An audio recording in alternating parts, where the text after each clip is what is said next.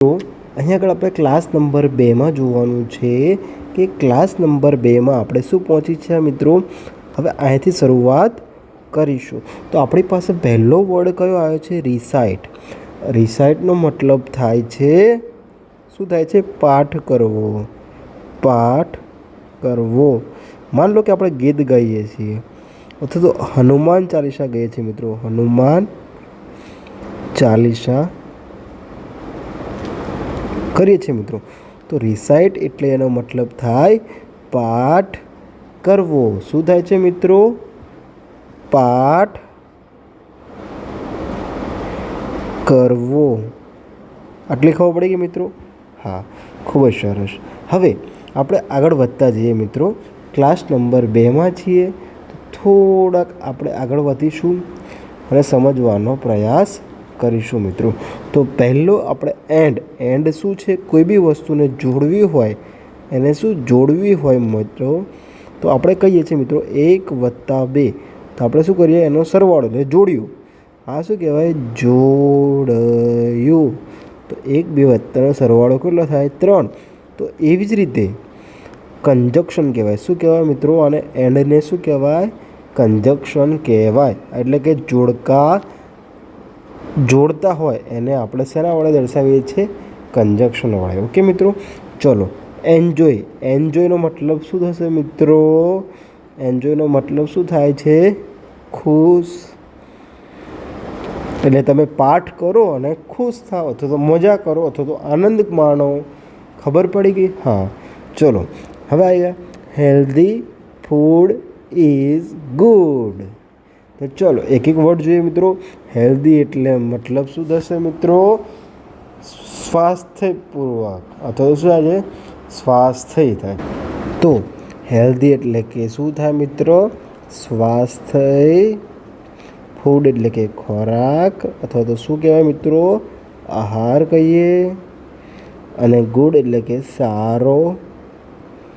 અને ઇઝનો મતલબ શું થશે મિત્રો? છે. શું થશે મિત્રો? છે. તો સ્વાસ્થ્ય માટે સારો ખોરાક ખાવો જોઈએ. ખબર પડી ગઈ મિત્રો? ચલો. તો ચલો એક એક વર્ડ આપણે અહીંયાથી લઈશું. Healthy food. હેલ્ધી ફૂડ એટલે કે સ્વાસ્થ્ય આહાર, સ્વસ્થ આહાર. તો આનો મતલબ શું થશે મિત્રો? આપણે જોઈએ તો શું થશે આનો મતલબ? હું અહીંયા આગળ લખતો જાઉં મિત્રો મતલબ. ચલો હું લખતો જાઉં છું કે સ્વાસ્થ્ય. ચલો આ બધું કાઢી નાખું ને આપણે અહીંયા આગળ લખવાનો પ્રયાસ કરીએ મિત્રો. ચલો લાઈન ટુ લાઈન લખીએ આગળ. ચલો પહેલો શું આવશે? સ્વાસ્થ્ય આહાર, સ્વસ્થ આહાર, સ્વસ્થ આહાર.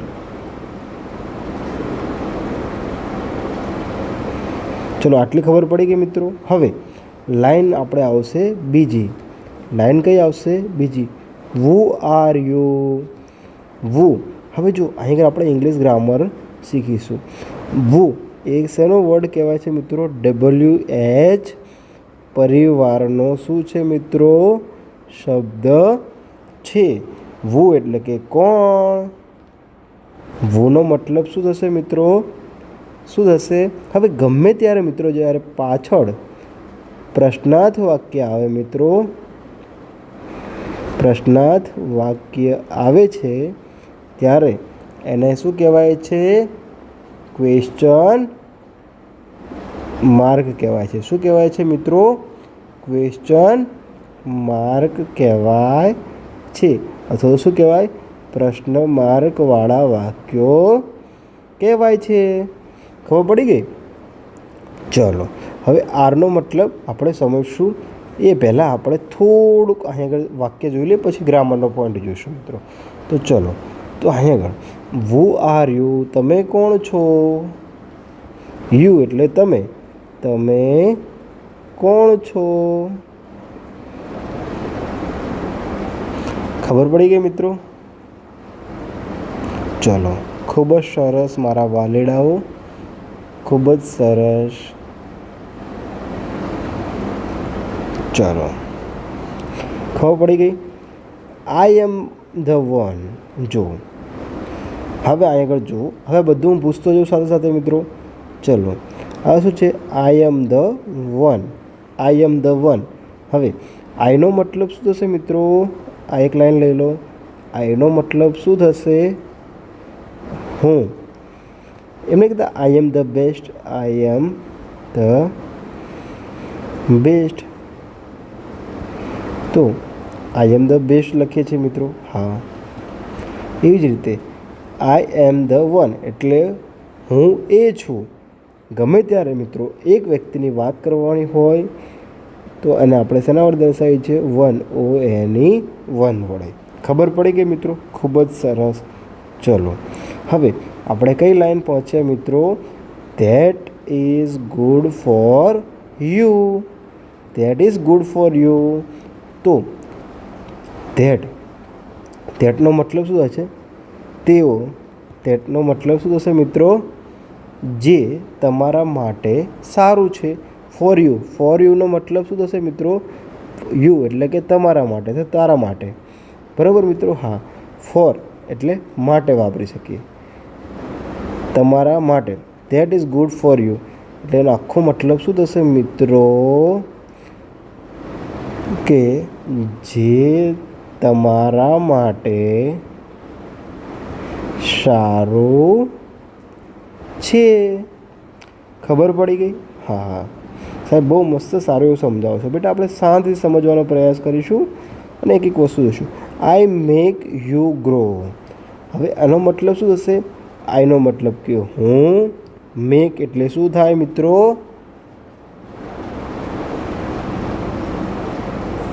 મેકનો મતલબ શું થશે મિત્રો? મેક એનો મતલબ શું થાય મિત્રો? બનાવવું. તો જો શું કહે છે? I make you grow.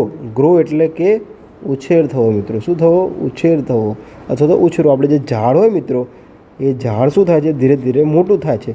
તો એને આપણે શું કહેવાય? ગ્રો થતું કહેવાય. ઓકે, તો આઈ મેક યુ એટલે કે હું. અને આખો મતલબ શું છે? કે હું તને વધવા દઉં છું. શું થશે? આઈનો મતલબ હું, યુનો મતલબ તને, વધવા દે છે અથવા વધવા દઉં છું. મિત્રો આગળ છે, છા, છું, વધવા દેવું, દેવું, દે એ બધા આપણે ભાષા છે એટલે થોડુંક એનો ગુજરાતી ટ્રાન્સલેટ પણ થોડુંક અસ્તવ્યસ્ત થાય છે મિત્રો. ચલો ખૂબ જ સરસ. હવે આપણે અહીં આગળ પહોંચી ગયા. Tall and strong. તો હવે મિત્રો જુઓ શું છે મતલબ? Tall and strong. તો ચલો, ટોલનો મતલબ શું થશે મિત્રો? કોઈ કહેશે? ટોલ. ટોલ એટલે શું થાય? ઊંચું અથવા ઊંચો. અને જો બે વસ્તુ જોડી, હા, ઊંચો અને મજબૂત છે. ઊંચો અને મજબૂત છે. તો અને જે શું થાય છે? જોડવા માટે વપરાય છે. તો જોડવા માટે શું વપરાણું છે? એન્ડ વપરાણું છે. એન્ડ વપરાય છે મારા વહાલા મિત્રો. ખબર પડી ગઈ? હા. ચલો હવે આપણે લાઈન આવ્યા, 5મી લાઈન આવ્યા. શું આવે છે? And give energy all day long. તો હવે એનો મતલબ જોઈશું મિત્રો. શું છે? એન્ડ અને ગીવ.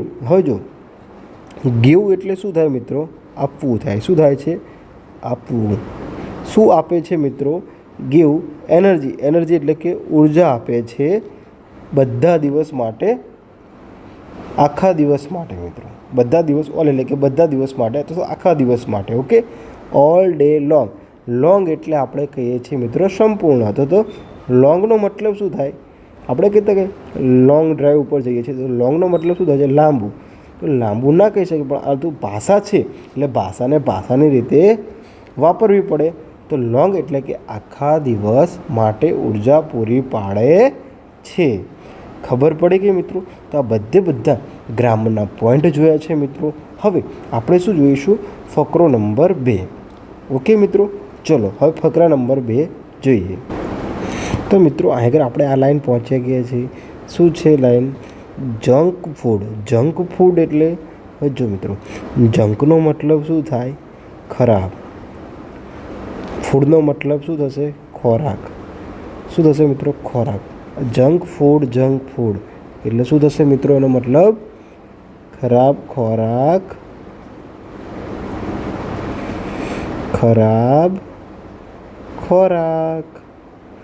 ચલો, ખૂબ જ સરસ. હવે મિત્રો જુઓ, ચલો બીજું વાક્ય આવ્યું આપણું. કયું વાક્ય આવ્યું છે મિત્રો?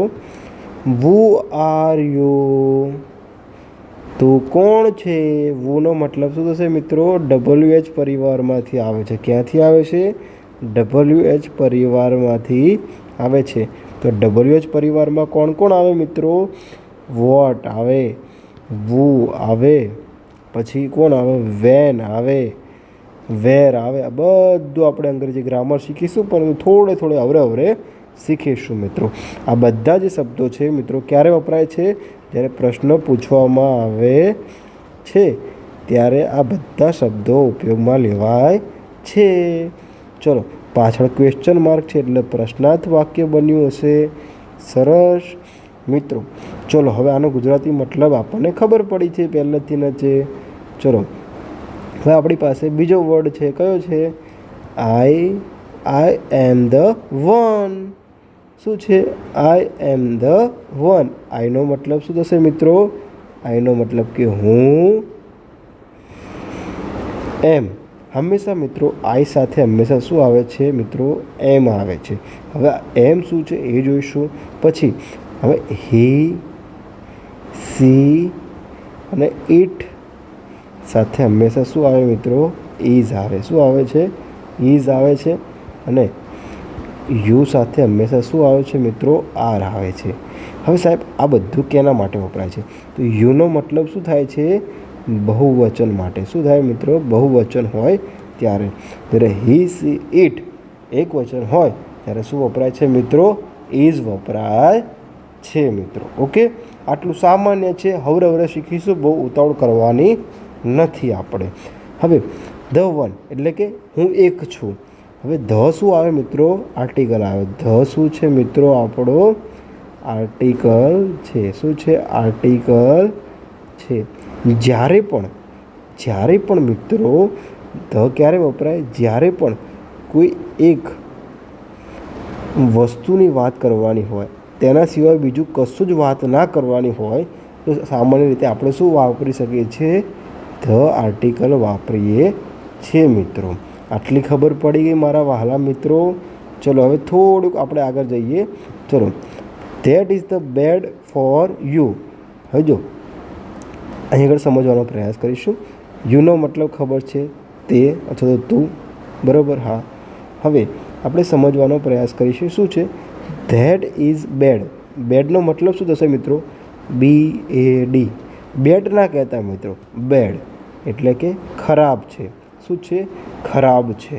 ઓકે મિત્રો. હવે અહીં આપણે જે જંક ફૂડ લીધું હતું એ ખરાબ છે એટલે મતલબ કે માની લો કે તમે કેળા ખાઓ, બરાબર, તમે શું ખાઓ? વડાપાઉં ખાઓ. વડાપાઉં ખાઓ. તો આ બંનેમાં સારું કોણ છે? કેળા સારા છે. તો ખરાબ કોણ છે? આર્યું ખરાબ છે. એટલે કે જંક ફૂડ એટલે કે ખોરાકના આધારે આપણે એકબીજાને શું કરીએ મિત્રો? સંજ્ઞા આપી કે આ ખરાબ ખોરાક છે અને આ સારો ખોરાક છે મિત્રો. આટલી ખબર પડી ગઈ. ચલો, હવે આપણે થોડાક આગળ જઈશું મિત્રો. તો ચલો, હવે આ લાઈને પહોંચ્યા છીએ મિત્રો.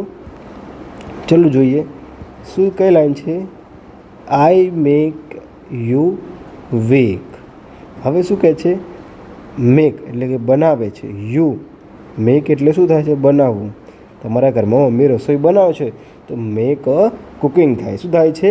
Make a cooking. You week એટલે શું થશે મિત્રો? નબળું. શું થાય મિત્રો? નબળું થાય છે. હું તને નબળું બનાવી દઈશ. એટલે એનો મતલબ શું?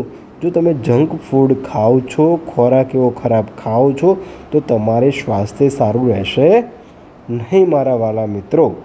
ચલો, એન્ડ હવે પછીનો વર્ડ કયો આવે મિત્રો? And very six.